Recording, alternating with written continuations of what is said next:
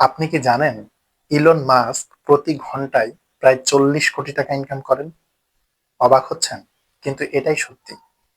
আপনি কি মনে করেন তার চাইতে আপনার সময়ের মূল্য কম? অবশ্যই না। তার চাইতে আপনার সময়ের মূল্য একটুও কম নয়। কিন্তু কথা হলো, আমরা সবাই ইলন মাস্ক নই। আমরা সবাই তার মতো ধন সম্পদ পাবো না।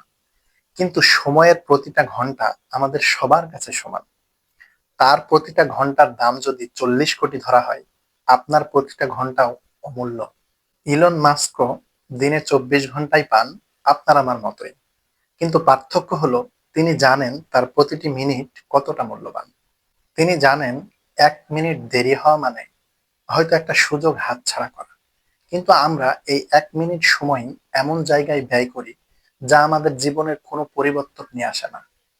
ধরুন, আপনি ইউটিউবে কোনো কিছু শেখার জন্য সার্চ দিতে গেলেন, কিন্তু সার্চ দেওয়ার আগেই এমন একটা শর্ট ভিডিও আসলো, আপনি ভিডিওতে ক্লিক করলেন।